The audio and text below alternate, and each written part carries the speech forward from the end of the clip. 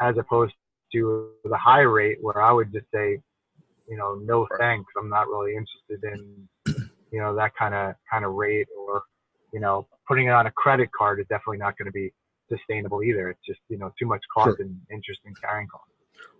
Sure. And that's where some of the value of, reaching out to your financial professional that does know where those sources are.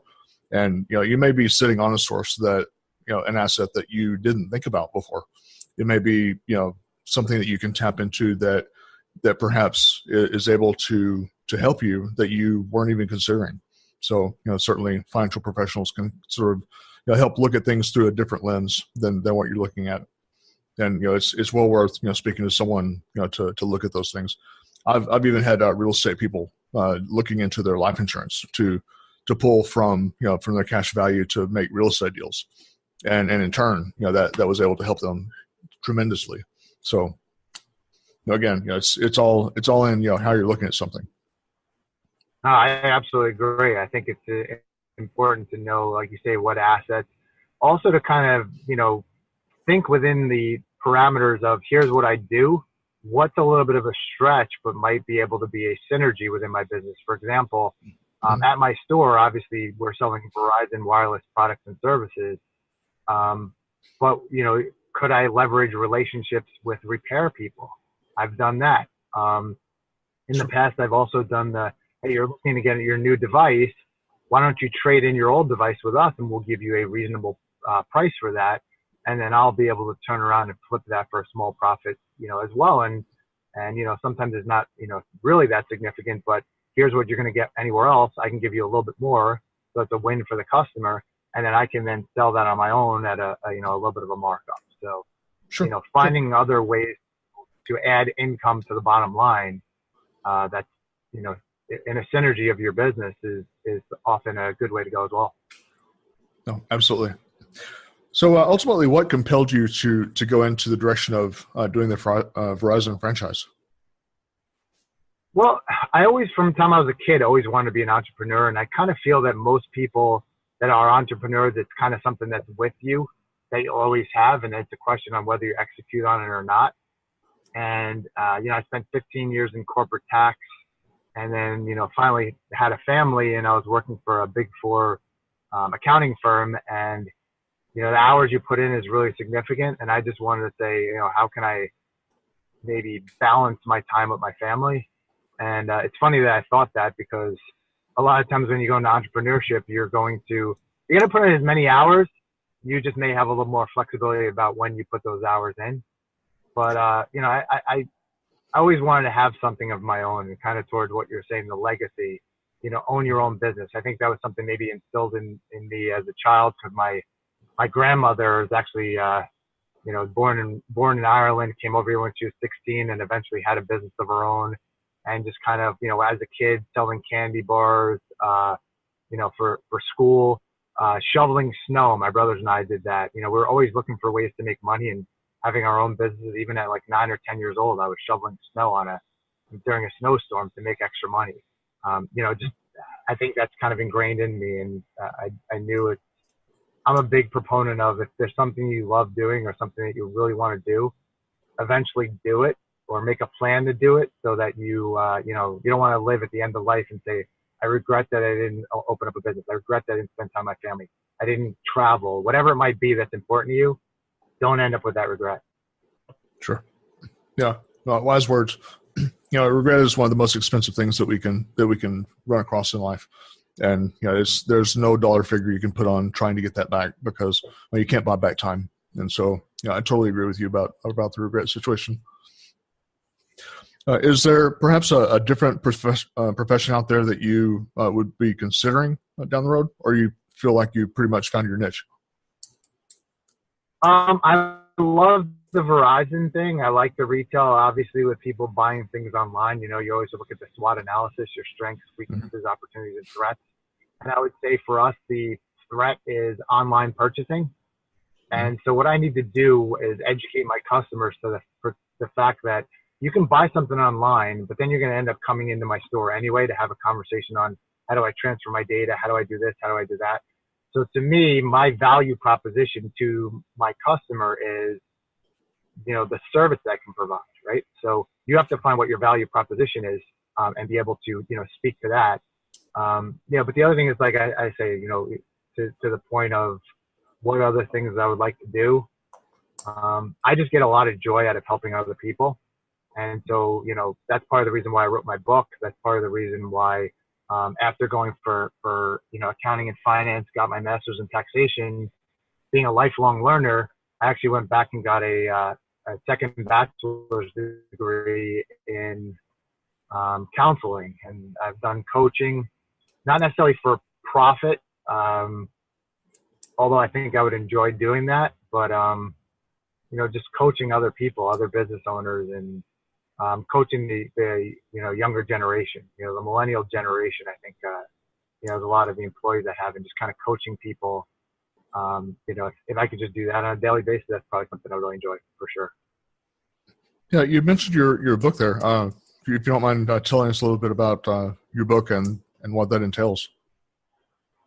Sure. So in 2013, actually, interestingly enough, it was published 5 years ago today. The book is called Saving Your Future, a step-by-step guide to wealth development.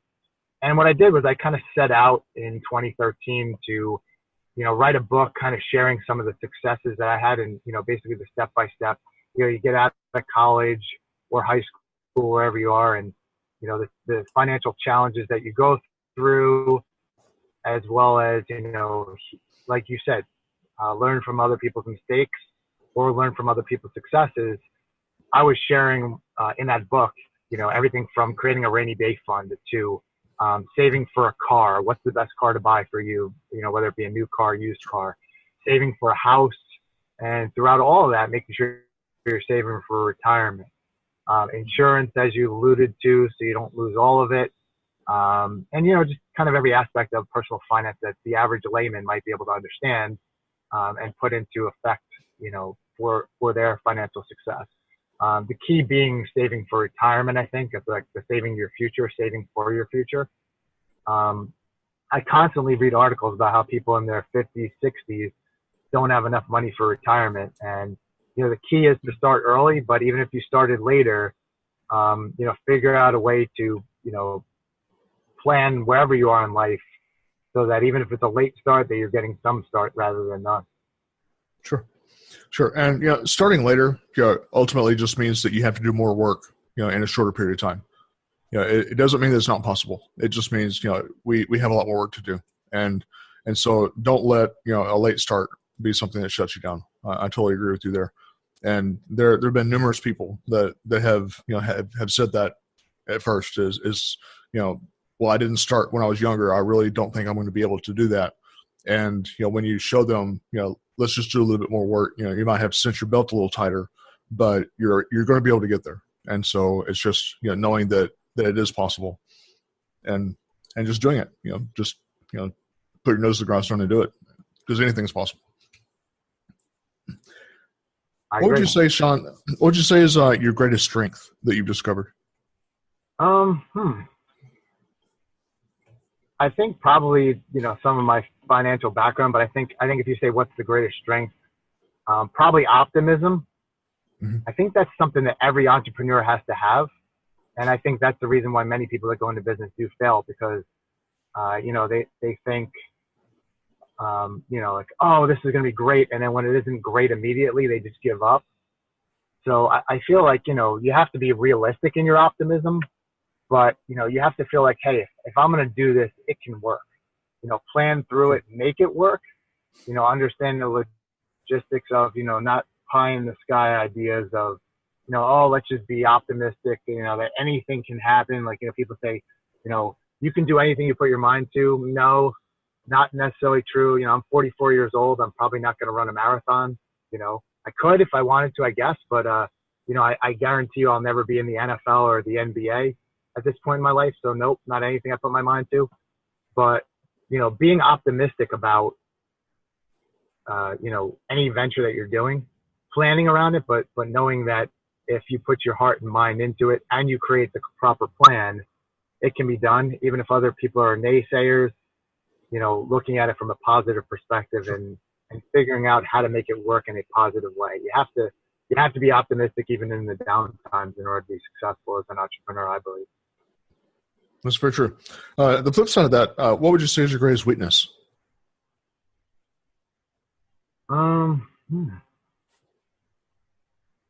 I guess one of the ones that I've really overcome, or constantly work hard to overcome, is I'm more of an introvert, and I recognized probably back when I was in high school that being an introvert is not going to help me in life. And in order to make it, you have to be an extrovert, or at least pretend you are. So Sure. I think what being an introvert means to me, and somebody else says, and I talk to a lot of other entrepreneurs that say, hey, do you go to this networking event, or I actually even created a networking group. You got to go to this. I'm not really good at interacting with people, and that's an excuse. As a introvert myself, I can say that I would prefer not to necessarily interact with people a lot of the time, depending on the scenario. Mm-hmm. But it just means that you just put a little more effort, and you can do it. It's just a little bit more work than it is for somebody else. And in the end, the pleasure or enjoyment I get from helping somebody else, that gives me that energy to do it. And then seeing the successes. I mean, to me, when I'm in my store, on a particular day, and a customer comes in and I solve their problem, that's just amazing. It just feels so good to do that. So, overcoming, understanding your weaknesses, but knowing a way to overcome them, I think is really important. Turning that weakness into a strength. And, for me, that just means putting in an extra effort, putting in that energy to overcome the desire to just be on the back wall, but instead putting yourself in the middle of the room. Sure. And well said. Well said. I can relate to you on the introvert thing, because, I by nature, I would be against the back wall instead of in the middle. But, sorry, I'm doing a podcast and I do seminars and what have you. And so that's sort of my therapy is, making myself get out of my comfort zone and getting out in the middle of things. So, that is well put.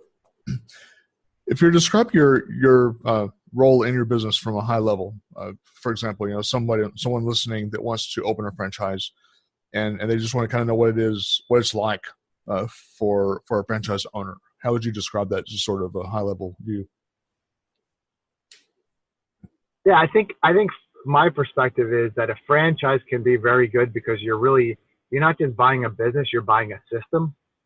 So someone has a success story or a success plan in place for you to follow and essentially do well, because it's been done already and it can be reproduced, right? So when you think franchise, probably the first thing that pops into people's minds might be like a McDonald's, right? They have a system that works. You or I could open up our own, burger shop, and maybe we're successful at it, and it would probably cost us less money to just open, Joe's Burger Shack or whatever it might be. But we would have to have all the equipment, know what works, know what temperatures, know what all the codes, the health codes, and so on and so on and so on. There's so much to know. Within the course of a franchise, again, you're paying for this, but you have that advisory, you have that team that can, do the market research, understand the market, know what works, and share those best practices with you. And, say, hey, if you do A, B, C, D, E, F, G, you're going to be successful because other owners that are doing that have that experience. And then also that network of other owners that you can tap into to say, hey, what's your best practice when it comes to, customers returning devices, or, what have you been doing in this economy or this particular scenario to, bring more money into your business, and just sharing those ideas back and forth. You have something like that necessarily in that kind of franchise system that you may not have on your own. But again, with anything in life, there's pros and cons to everything. So if you really understand the business and, you say, hey, I can do all this on my own without, somebody else's input, it might be less expensive to do it that way. So, pluses and minuses to it. I can tell you within the Verizon store model, there's no other way but franchise to get into it. So, that's kind of where I am, and I don't regret it. I think it works very well. And it's just something for people to consider. Should I get into a franchise? I'll go back to my uncle's situation.